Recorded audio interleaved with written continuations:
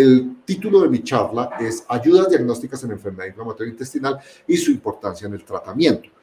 Como su nombre lo indica, el objetivo fundamental de esta charla es mostrar la relación y la importancia de las ayudas diagnósticas que tenemos en enfermedad inflamatoria intestinal para iniciar, continuar, cambiar o modificar la terapéutica en esta patología.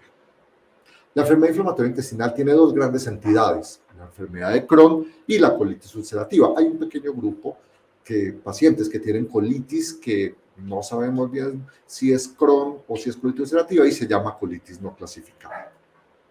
Básicamente, cuando nos enfrentamos a un paciente en el que sospechamos que puede tener una enfermedad inflamatoria intestinal, debemos hacer una muy buena y completa historia clínica y tenemos laboratorios, imágenes radiológicas y endoscopia con biopsia para ayudar a hacer el diagnóstico. El tema de esta conferencia se va a basar en estas tres que acabo de señalar en rojo, que son los laboratorios, las imágenes radiológicas y la endoscopia con biopsia, que son las ayudas diagnósticas en enfermedad inflamatoria intestinal. ¿Para qué nos sirven los métodos diagnósticos en enfermedad inflamatoria intestinal?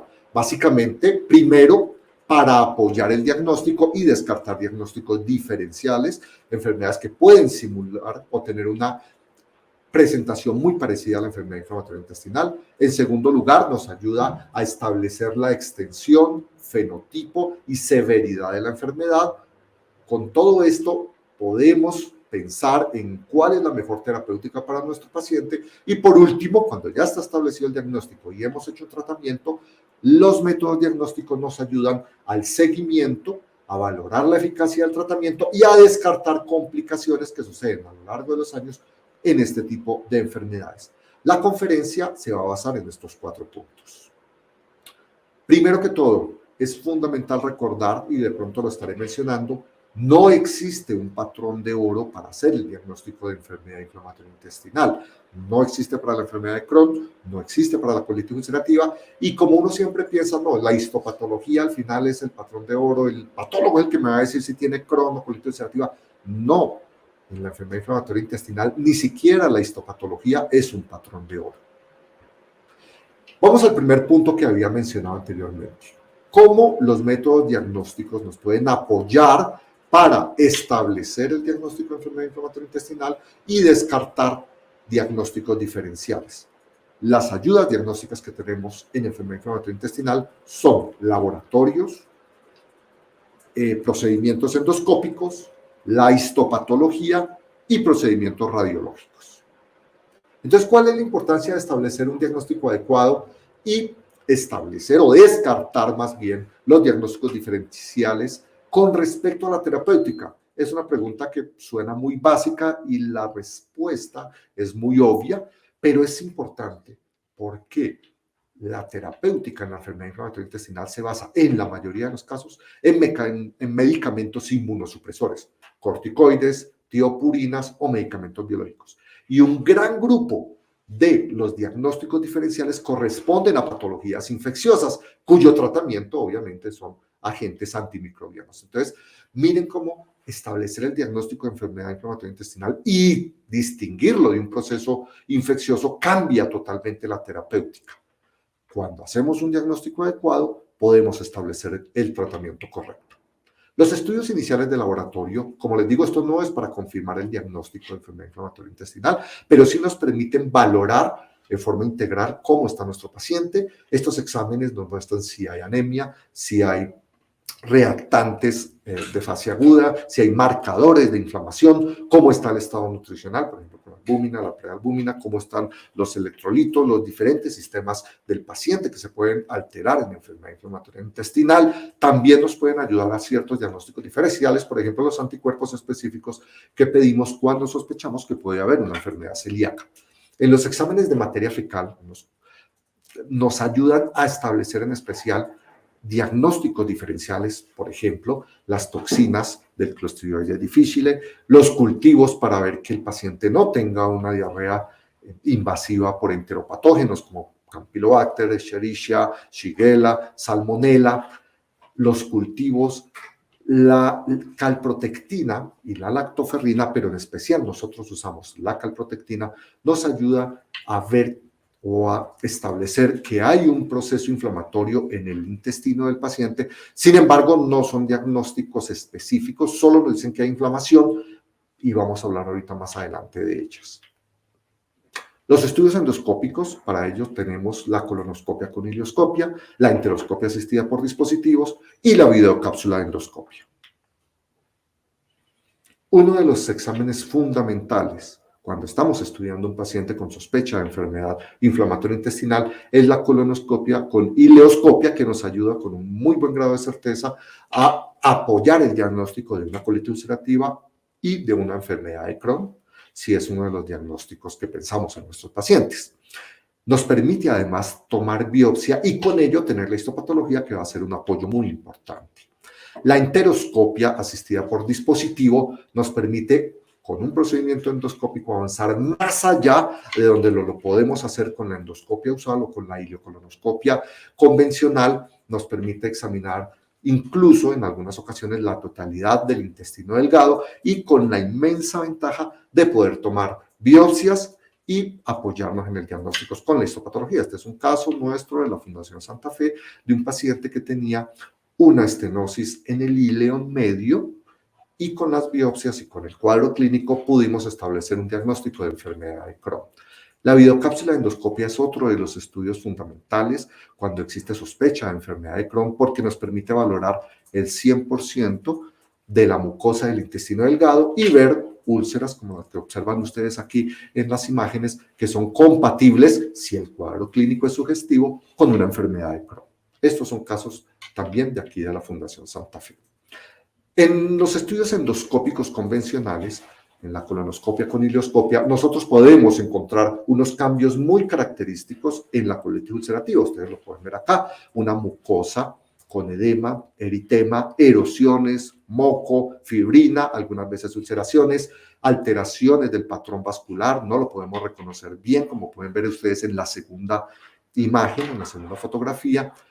Y si bien estos hallazgos endoscópicos son característicos, nunca son patognomónicos. Algunas infecciones nos pueden dar hallazgos parecidos. En la enfermedad de Crohn observamos proceso inflamatorio que generalmente no es continuo, como en la colitis ulcerativa, sino puede ser por intervalos. Aquí vemos, por ejemplo, arriba una úlcera en la válvula ileocecal. En la segunda foto, úlceras aftoides en el ilion y en el colon transverso, en la última foto, una úlcera irregular. Estos hallazgos son altamente sugestivos de enfermedad de Crohn cuando el cuadro clínico lo sugiere, pero a veces enfermedades infecciosas, en especial la tuberculosis intestinal, pueden dar características muy parecidas. Si bien estos hallazgos que yo les muestro son típicos, insisto, no son patognomónicos de enfermedad de Crohn.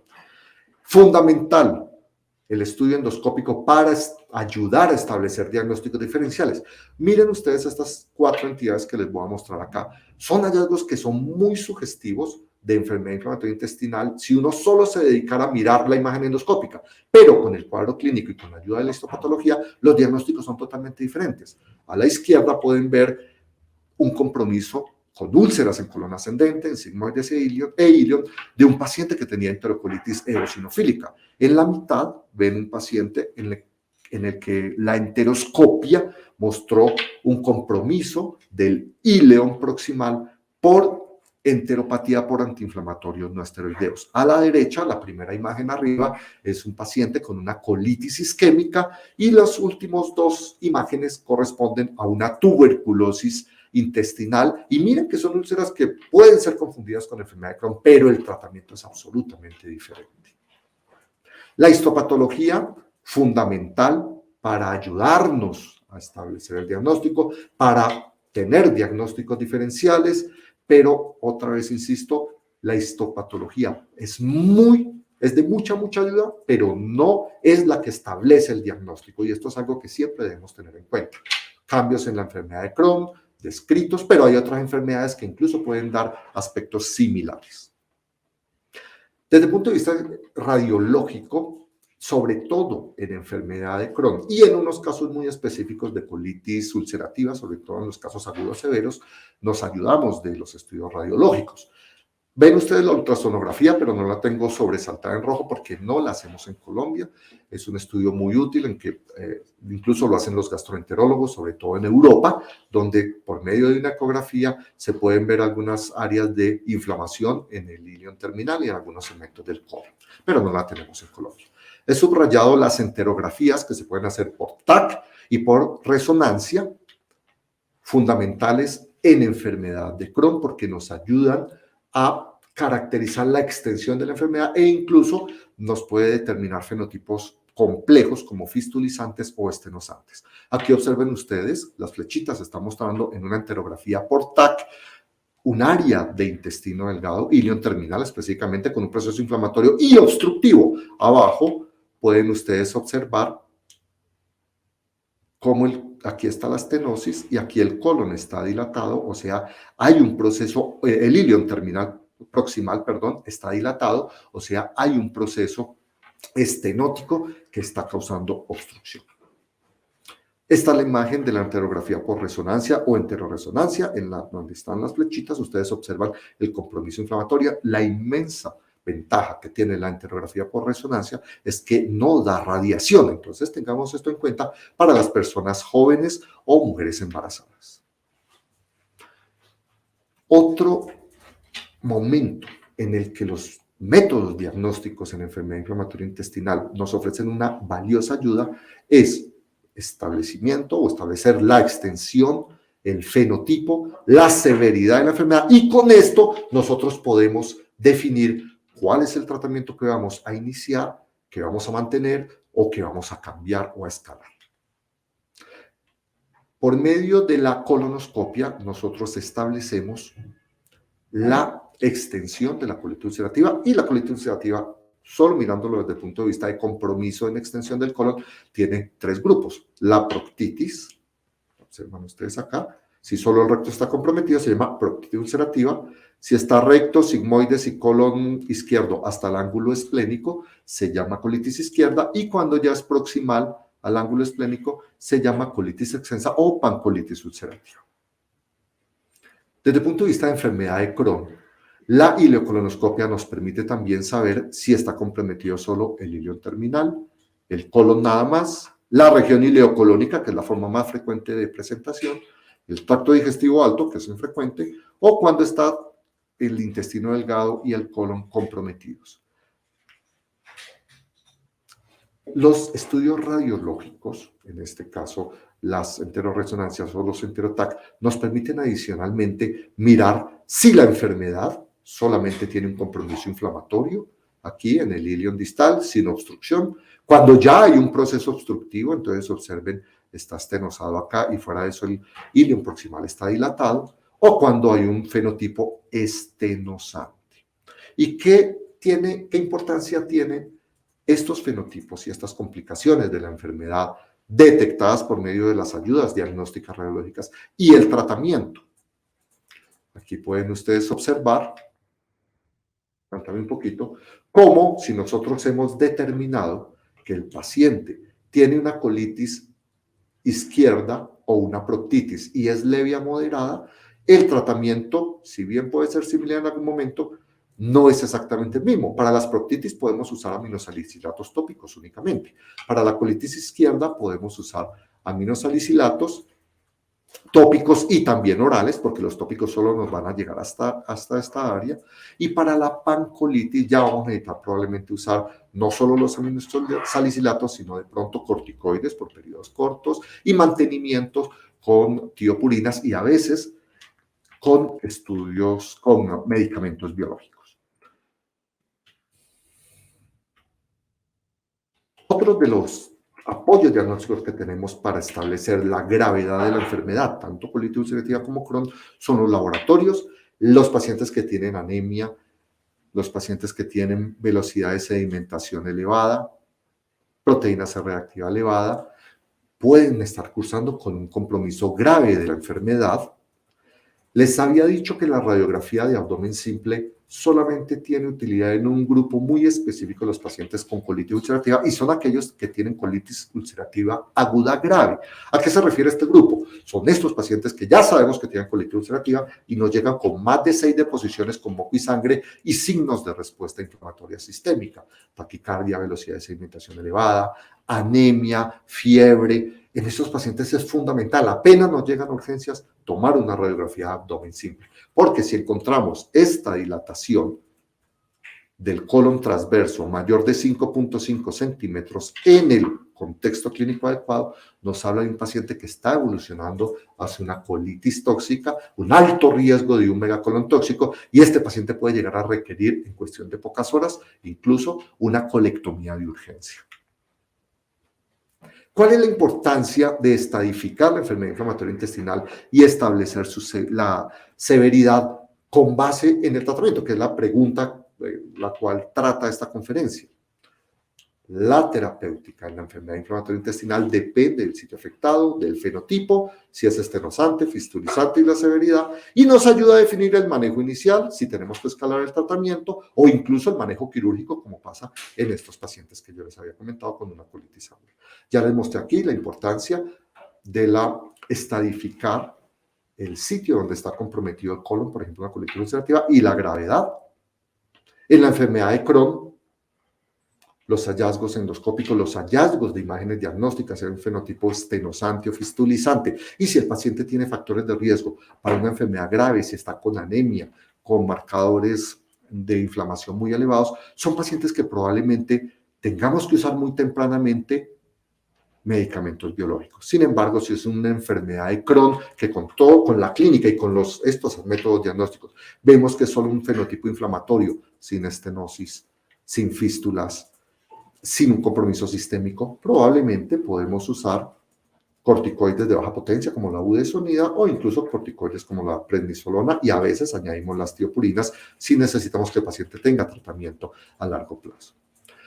Por último, voy a hablar de la importancia de los métodos diagnósticos en el seguimiento del paciente. Ya está diagnosticado, ya está tratado, pero necesitamos seguirlo para saber cómo está, para ver cómo es la eficacia del tratamiento que le dimos. Si estamos mejorando al paciente con lo que damos, no solo nos basamos en la clínica, necesitamos de los estudios diagnósticos, de los métodos diagnósticos para este seguimiento y comprobar que lo que pensamos que va bien, realmente va bien. Y para descartar complicaciones a largo plazo, porque ustedes saben que la enfermedad inflamatoria intestinal tiene riesgos, por ejemplo, de cáncer de colon con el paso de los años. La calprotectina fecal es muy importante, hace algunos años la tenemos, es solo tomar una muestra de materia fecal, nos habla de que hay inflamación, pero como nosotros ya tenemos el diagnóstico de colitis ulcerativa o de enfermedad de Crohn, la calprotectina en un paciente que creemos que va bien, que está sintomático y que creemos que está respondiendo muy bien, la calprotectina es muy útil para el seguimiento.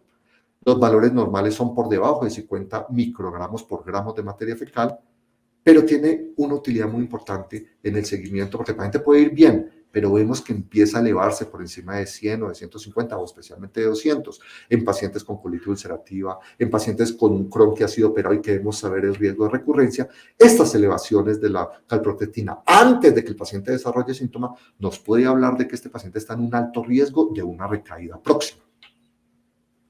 Aquí observen cómo una de las metas de las que se está hablando últimamente es que durante el seguimiento miremos que la calprotectina esté en un rango aceptable. La curación de la mucosa, que es algo que hacemos desde el punto de vista o que valoramos desde el punto de vista endoscópico, es otra de las metas terapéuticas. El paciente con colitis ulcerativa, con Crohn, va bien, ya está sin diarrea, está bien controlado. Tenemos que mirar con algunos rangos de tiempo que realmente lo que parece que va bien esté bien. ¿Y eso cómo lo hacemos? Por medio de la colonoscopia. Este es un paciente que tenía una colitis ulcerativa grave, empezó tratamiento biológico y a los 6 meses hicimos la colonoscopia de control y observen cómo hay una curación de la mucosa. La cromoendoscopia, la colonoscopia con cromoendoscopia es importante para el seguimiento de los pacientes que llevan 8 años o más con colitis ulcerativa o de los pacientes que tienen colangitis ulcerativa y colangitis esclerosante, que le da un riesgo muy alto de cáncer de colon.